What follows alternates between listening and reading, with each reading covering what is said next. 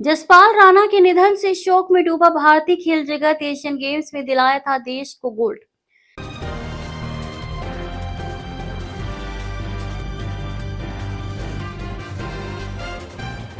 नमस्कार, मैं हूं शालिनी और आप देख रहे हैं बीबीएन भव्य भारत न्यूज। चलिए शुरू करते हैं आज की मुख्य खबरें। भारत की निशानेबाजी कोच जसपाल राणा का शुक्रवार को निधन हो गया। वे 49 साल के थे। राणा के निधन से भारतीय खेल जगत में शोक की लहर दौड़ गई। भारत के मशहूर निशानेबाजी कोच और पूर्व Asian games gold medalist Jaspal Rana का शुक्रवार को 49 की उम्र में निधन हो गया। राणा भारत के पिस्टल शूटर्स के हाई परफॉर्मेंस कोच की भूमिका निभा रहे थे। जानकारी मिली है कि म्यूनिख में आईएसएसएफ वर्ल्ड कप से भारत लौटते समय उन्हें कुछ असहज महसूस हुआ। जानकारी के मुताबिक नई दिल्ली पहुंचते ही राणा को साकेत के मैक्स अस्पताल में भर्ती कराया गया। National rifle association of India NRAI ने जसपाल राणा के निधन की पुष्टि की है। राणा की मृत्यु भारतीय शूटिंग के लिए बड़ा झटका है। इस खेल में राणा ने 3 दशक से ज्यादा समय अपनी सेवाएं दी। उन्होंने खिलाड़ी और कोच दोनों की भूमिका बखूबी निभाई। जसपाल राणा के भारत के सबसे मशहूर पिस्टल शूटर्स में से एक थे।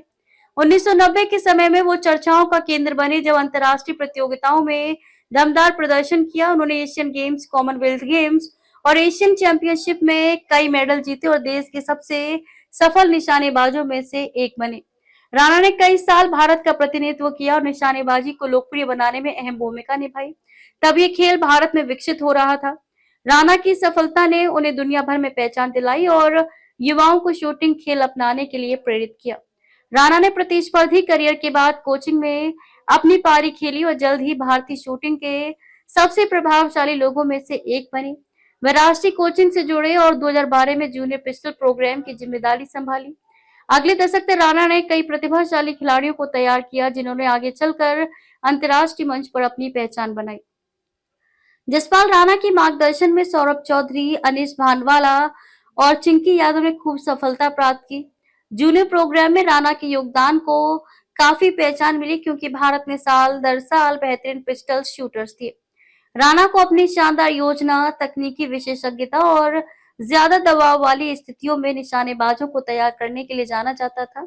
उनकी ट्रेनिंग के तरीकों में प्रतियोगिता जैसे हालात बनने पर ज्यादा जोर दिया जाता था ताकि एथलीट बड़े इवेंट्स की जरूरत के हिसाब से खुद को ढाल सके।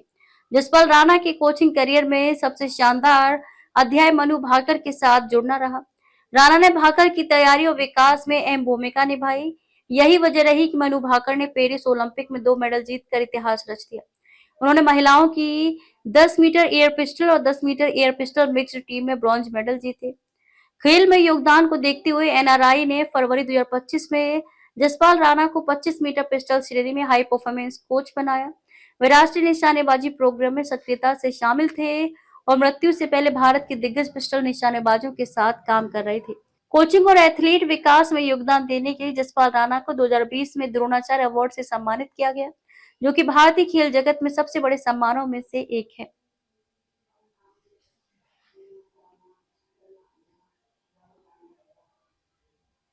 तो अभी तक के लिए इतना ही। मैं शालिनी आपसे विदा लेती हूँ। अगली खबर में फिर मुलाकात होगी एक और खास खबर के साथ। तब तक के लिए बने रहिए बीबीएन भव्य भारत न्यूज के साथ। नमस्कार।